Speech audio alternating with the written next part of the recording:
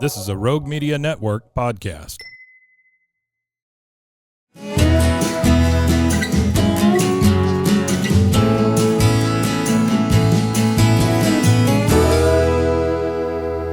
This is Central Texas Life with Ann Harder.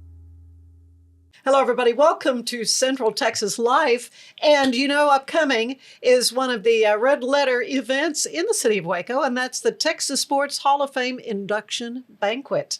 And I have here with me the president of the board of directors, Mike Harder, Bruce Geitzen, who is on the board of directors and executive committee, and kind of in charge of special events, and Dave Deaconson, who is the chair of the induction committee. So, Dave, let's start with you because I know, Bruce, you remember when we were working at the station in the sports department, the day the class of inductees came out. That was a very big day. Deal. That was a big day. It still is a big deal. It still is a big deal. So, Dave, let's talk about who's going to be honored on February 15th at the banquet. Happy to. We have 8 inductees, in no particular order. Everybody from Ed Too Tall Jones, who is everybody knows, longtime Dallas Cowboy. We've got Carla Overbeck, who grew up and played soccer in Richardson before she went on to become one of the best soccer players in the world. 4-time national champion in North Carolina, Olympic World Cup champion, on the first World Cup team that made the big splash. You've got, I'm drawing a blank, Brittany Griner. Yeah, I heard of her. How can I forget Brittany? Big tall girl. Yeah, big tall. Kind of tall. Compared to me, very, very tall. Obviously, national champion with Baylor, done what she's done in the WNBA, came back, her jersey was retired last year, I could say that now, with Baylor, which was a well-deserved honor. We've got Todd Dodge, who has coached high school football for years and years. Multi-state champion with Westlake and Southlake. You've got Cedric Benson.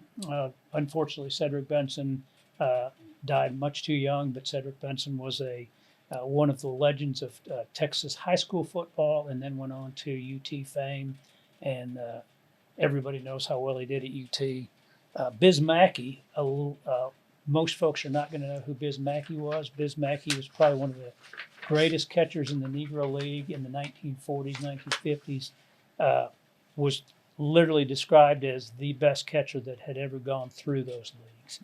And then Chris Polonsky, if you talk about women's athletics at UT, Chris Polonsky is going to have her handprint on that. So you've got Chris. And then last but not least is Richmond Webb.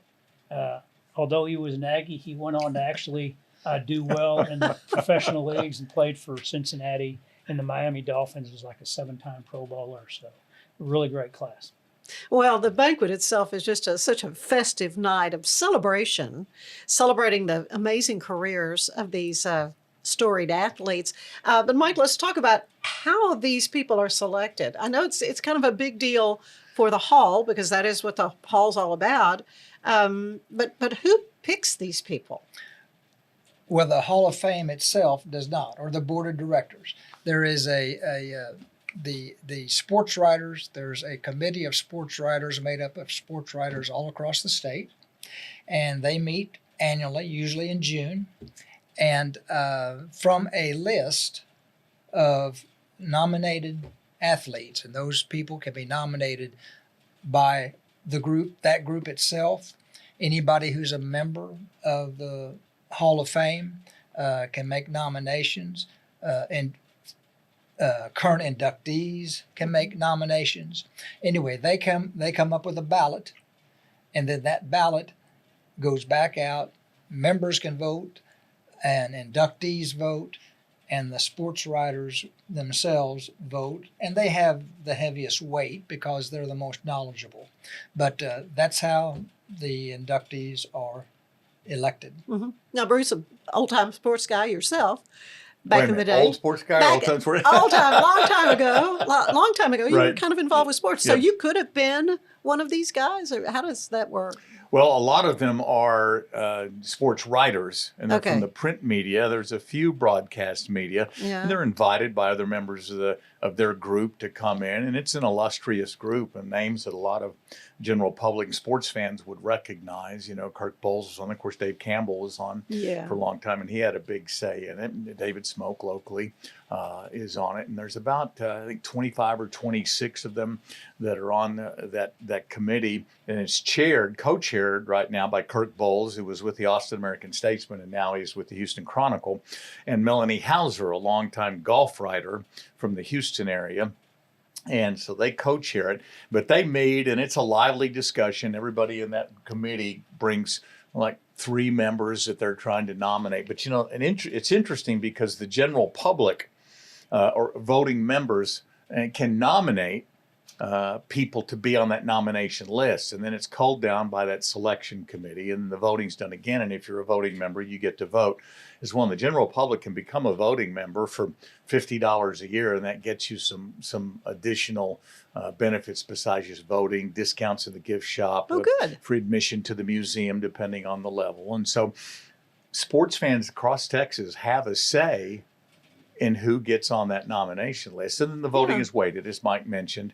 But it's interesting to see how that turns out. Now, one of our bylaws is somebody can rank high in the voting, but by our bylaws, the inductee or potential inductee has to come to the induction Right. banquet. I was going to ask about that because I know Yeah. there are some that it's taken several years to work their schedule around Right. so they could even be there. Right, and so they have to be able to come to the induction banquet to Right. be able to be inducted. And we have some people who've waited, had to wait a couple of years or a few years to work their schedule. And baseball players have a hard time coming in the spring if they're Yeah. still active. And you can still be inducted as an active participant in your sports. We just require that you're born in Texas or play a significant part of your athletic career in the state of Texas. It is an illustrious group full of legendary stories, more than 430 inductees. This is a fantastic class that we've got coming in. And you mentioned Too Tall and Brittany. Those are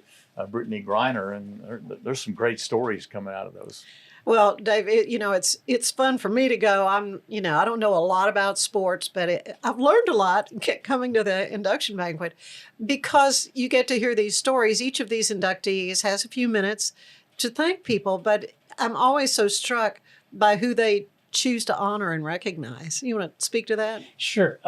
And I agree. You rarely hear stories about their careers and what they did. It's always about coaches. Yeah. It's about that parent or grandparent. It's about that neighbor that made sure they got to early morning practices.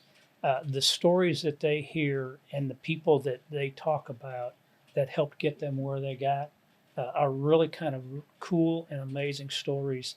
Everything from, the grandmother, Mike Singletary told the story about his mother not letting him play football for a long time, and then he finally did. It's just great stories, and it's always more human interest than it is sports oriented. Yeah, and Mike, I know even before you were on the board, you were asked by a friend who was on the board to be one of the escorts.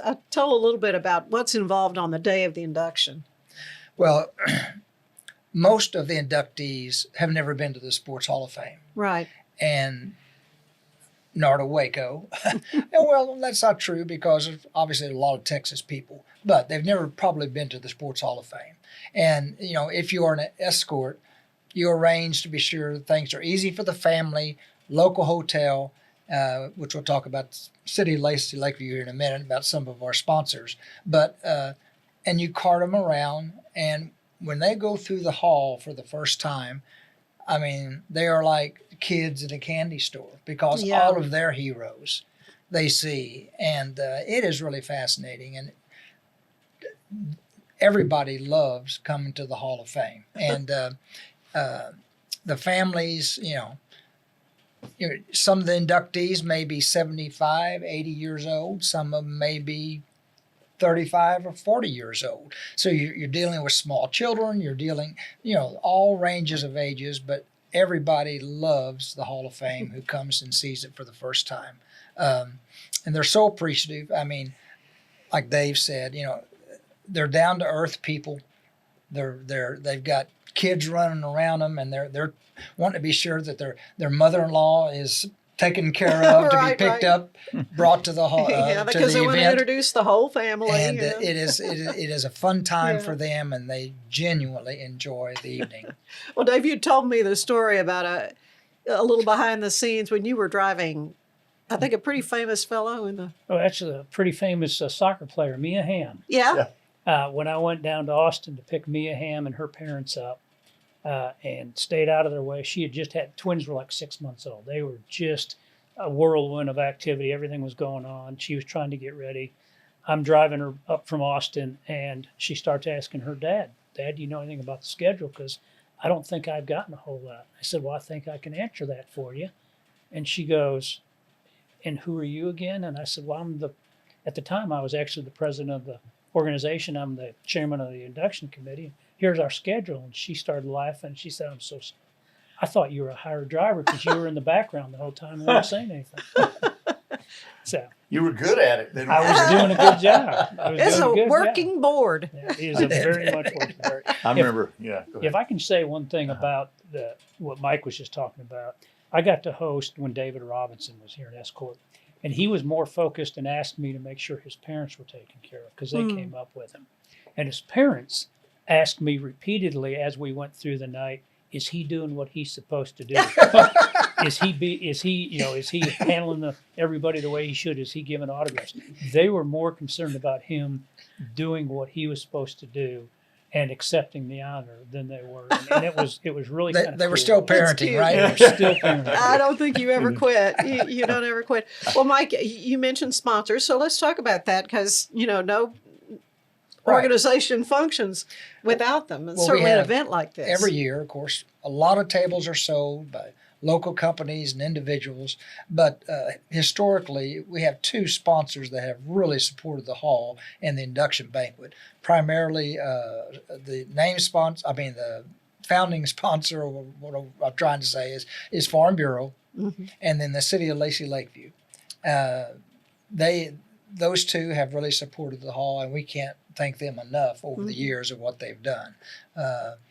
The hotel in Lacey Lakeview, they put up those who need to spend the night, and and Bruce works closely with Farm Bureau, and they have just been a great sponsor over the years. Yeah, Texas Farm Bureau Insurance really embraces that we are a statewide organization with statewide legendary sports stars, and they're a statewide. And there's some synergy there too because they started the same year the Texas Sports Hall of Fame was created. Really? Back in the early 50s. And Yeah. that's kind of a cool little side note on that. But they have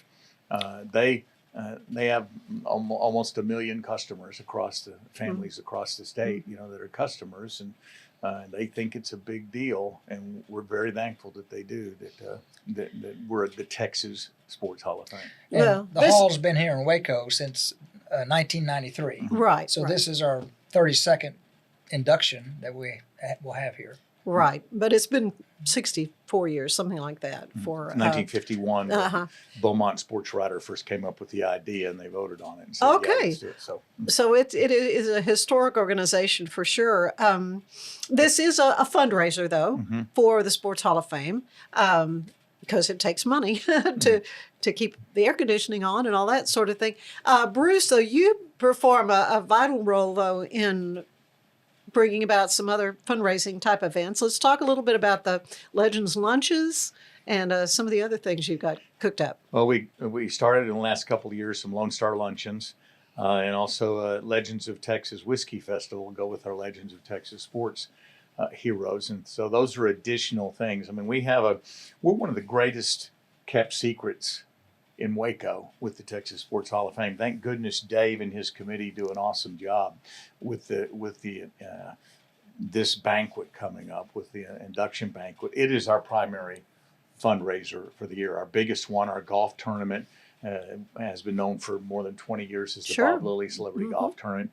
There's a lot, and so we had some gaps in there to fill in some spaces and raise some additional money. So we've created those luncheons. Been fortunate to have some fantastic guests come in: Lee Trevino, Roger Clemens, Mean Joe Green, and so those have been a lot of fun. And so we're working on our next couple of luncheons, and then the whiskey festival was a new thing, and people kind of thought, well, but it's kind of taking hold, and so that's good. And we've got some other ideas to do, but it does take funds. That's why we have a membership drive to get voting members in, and we're always looking for ways to get inductees more involved. We're working on increasing our education programs for field trips and things like that. A lot of these kids who come in when they're 12, 14 years old, they don't know who Bob Lilly is. They don't know who some of the inductees are. Some they do know, and so that's a task for us to tackle to kind of spread that word, and the great stories that Dave talked about, where they're talking about their parents and who were the most influential coaches that they had and things. Those heartfelt stories are really cool. So we've got the opportunity to be missionary, so to speak, for those legendary stories from the Sports Hall of Fame. And another aspect of that is our good friend Grant Taff and what he has started up with his foundation. Let's talk about that because, so many of those athletes do talk at the banquet about their high school coaches and how important those formative years were for them as an athlete. And this is something that Grant has sort of started for Texas high schools. Right. The Grant Taft Foundation has started the Beyond the Game. And it's where they go out it's open to every high school in the state and all teams, football, basketball, volleyball, whatever team sport there is. And the players are encouraged to work in their communities, to do community projects and to help the local community. And then they submit what they've done to a committee, and every year a winner is chosen, and the whole team is invited to the induction banquet. Yeah. So they get to see everything that's going on. It's of course this would just be the second year for that. Right. This is a brand new thing. And that foundation is supporting the Hall of Fame also. Yeah, and they get a monetary gift. You get a $5,000 grant, I think is what they get. And then last year, I think there were about 25 or between 25 and 30 high schools that entered for the Community Service Award. This year, the nominations just closed last week. I think they had 49, so almost double. Wow, yeah. And so the word is spreading Word's getting through out. the help of the Texas High School Football Coaches Association. They've helped with it, and it's a fantastic award, and it's a great tribute to Grant Taft. Yeah. So. Well, Dave, so about how many are you expecting to come to the banquet? What do you normally have? We normally have between about 650 and 900, roughly in that range, depending on not only who the athletes, but time of year, weather, a lot. But usually it's a really good group. Like I said, about 650 is usually the lowest we'll have. Makes for a really good time, great evening with our all the activities we have for the inductees, the opportunities people have to meet inductees, and then the fact that you never know who else is going to show up. And we talked earlier when Gary Kubiak was inducted just a few years ago. We literally turned around and John Elway was standing behind us as he was, as Kubiak was being recognized at the news conference. And he just slipped in. He and another couple coaches that had been involved with Kubiak at Denver just slipped in to honor him. Wade Phillips came too, didn't he? Wade Phillips came. Former Cowboys coach, Gary Kubiak. And Dave's right. You never know who's going to show up. A story added on to what we heard earlier. A couple of years ago, I had the chance to be the concierge. I prefer to use that term rather than escort. But for Jose Cruz. Okay. The Astros star. And Jose, you have a little tie to the Astros. Yes, and Jose had a 25-year major league career and was just like Mike had said, he'd never been to the museum. He brought his sons. One is the coach at Rice. One had played some professional baseball as well, and they were just amazed at what they did. And at the end of the night, they were all very gracious, but Jose said, "You know what, Bruce?" He said, "This is the highlight of my career." Wow. I said, "Jose, you played 25 years in the big leagues. Seriously?" He says, "This caps it off. This is the highlight of my career." And it's those heartfelt stories that you hear from people. I'm anxious to hear what Brittany Griner has to say. Her team at Baylor was the first college basketball team ever, men or women, to go 40-0. in a year. And a lot of people don't realize that. Yeah. No men team had ever done that. And so she had an illustrious career. Cedric Benson, we heard a story about Cedric Benson from Adrian Peterson when he was here Yes. a couple years ago. Adrian said, somebody said, how'd you end up going to Oklahoma? He said, well, I got recruited by USC and OU and UT, and I don't remember the fourth school, but he said, I wanted to start as a freshman. And when I went and talked with Mac Brown at UT, he said, can I start as a freshman? All three other schools says, yeah, you can start as a freshman. Mac said, well, we got this guy in front of you who's going to be starting this year, a guy named Cedric Benson, who is one of the inductees this year, you know? And so that went viral. Yeah. That little clip from that video said, well, here's why the Longhorns didn't get Adrian Peterson, you know, but that's college football. But Yeah. those stories you hear those are the nuggets from these induction banquets and these speeches. Yeah. And going back to Jose Cruz, that was 2 years ago, I Yep. think. Mhm. You know, his English is broken, Yeah. and he had somebody there that was going to speak for him. And as the night went on, he decided he was going to speak for himself Yeah. because it meant so much He to wanted him. to do it. Yep. Yeah. Yeah. And you had mentioned Vern Lundquist, who was one of the Yeah. honorees at the Legends, that he had not been to the hall Oh. before. He was the biggest kid Yeah. in a candy store. Yeah. Everything he saw, he said, "Oh my gosh!" Just- We heard that 10 times, didn't we? My goodness gracious. You know, and I could hear him saying He that. said, he's Nancy to his always voice, we've got to come back. He said, but he's personal friends with Doak Walker, so he loved the Doak Walker. And he had a lot of the Dallas Cowboys that he knew, and Tom Landry's hat and stuff. He just had a fantastic time over and over. For the next week, he said, we just had a great time. Thank you so much. You know, so Yeah. And speaking of the Cowboys, our MC is none other than Brad Sham. Of course. And that brings me to why normally it's not Valentine's weekend. So, and this will be at the base again on the 15th of February. Yes. Normally it's not this time of year, but your MC had a conflict. Our MC had a conflict, and it was a very well-founded conflict. Sure. And the banquet wouldn't be the same without Brad being Yeah. the MC. So we found a time where we could adjust it so we could make sure Yeah. that Brad was going to be able to be there to MC.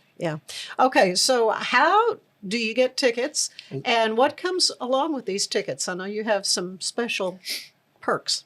Well, there's two events. There's the banquet, and then we have a reception prior to the banquet. And the reception where people can buy tickets, come to the Hall of Fame, meet all the inductees, get the autographs, be in just hear the news, the press conference with them there at the hall. And for a reception at the hall, those tickets are $250 a piece, or $1,500 for a table of 8. Okay. That's what we call the combo ticket. And that event starts around, I think, 3:30 at the Hall of Fame. Yeah, it's earlier in the afternoon. And if people just want to go to the banquet, those tickets are $100 or $700 for a table, and that is at the base. And I think the doors open at 6 or 5:30 or 5:30, 5:45, something like that. And the sponsorships are still available too? There are, in fact, we have inductee sponsorships that are available that if somebody wants to actually walk the inductee up to the dais at the time and go to the VIP reception area, they can pay as a inductee sponsor. We have several of those still available. Oh, All you have to do is call Krista or Genesis at the museum, and they can give you all the information that you want. And all this information is on our website, Texas Sports Hall of Fame.org. Yeah. TSHOF.org. Yep. And you can buy tickets online or get more information. It's really a pride thing for the museum, but also for Central Texas oh no. and the city of Waco. No question about that. We've got something no one else has in Texas, and it's really something to be proud of. And yeah, it's the weekend after the Super Bowl. So if you don't if your team didn't make it in the Super Bowl and you didn't get enough football, then so it's a good way to cap off the football season and come see us. So Okay, one last question I want to ask each. Do you have a favorite exhibit in the hall? Something favorite to you in that Hall of Fame there on University Park Drive? Yes. There's a Nolan Ryan exhibit. Yeah. Nolan Ryan was gracious enough that their museum donated a lot of the things.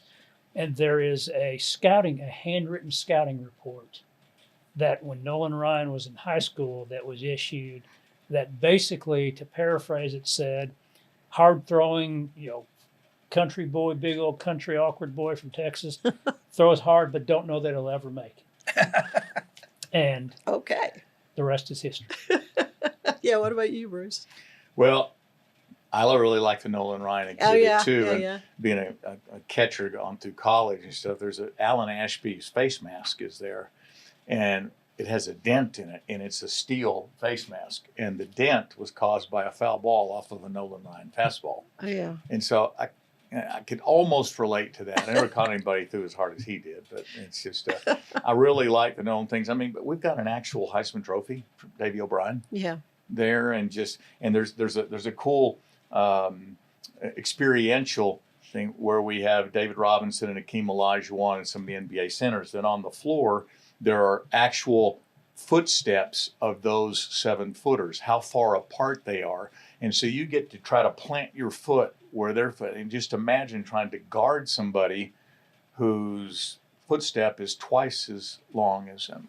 Just some little cool things like that. Some of the golf exhibits are really great. And there's just thousands of things, so much to see, but probably the Nolan Ryan thing. Yeah.